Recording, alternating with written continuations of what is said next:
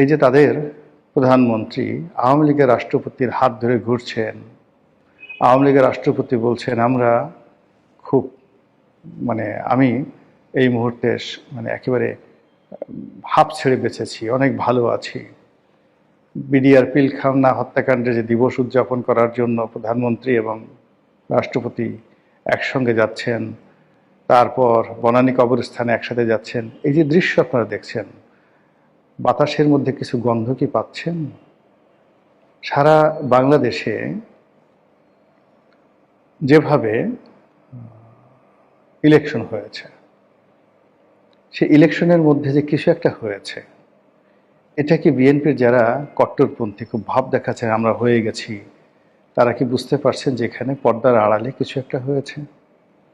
হঠাৎ করে তারেক রহমান সাহেব যে কয়দিন আগে বললেন যে তার দেশে আসাটা তার উপর নির্ভর করে না, তার মা অসুস্থ, মরণাপন্ন, হাসপাতালে, জ্ঞানহীন, ঠিক সেই সময়টাতে তিনি আসতে পারছেন না। আর অলনে ছাড়েন 25 তারিখে তিনি যে এসে গেলেন, হঠাৎ ঘোষণা দিলেন যে আমি আসছি। আপনি কি এর বাতাসের গন্ধ টের পাচ্ছেন যে কেন তিনি এতটা সাহসী হলেন?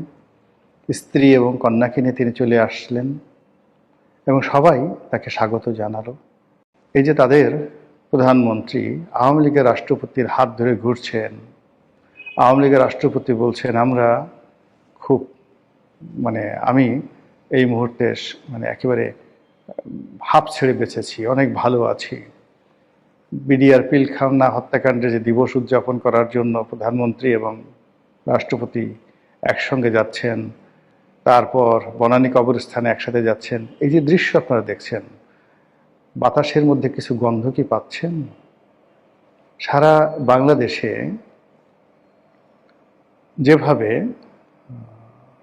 ইলেকশন হয়েছে, সেই ইলেকশনের মধ্যে যে কিছু একটা হয়েছে, এটা কি বিএনপির যারা কট্টরপন্থী খুব ভাব দেখাচ্ছেন আমরা হয়ে গেছি, তারা কি বুঝতে পারছেন যে এখানে পর্দার আড়ালে কিছু একটা হয়েছে?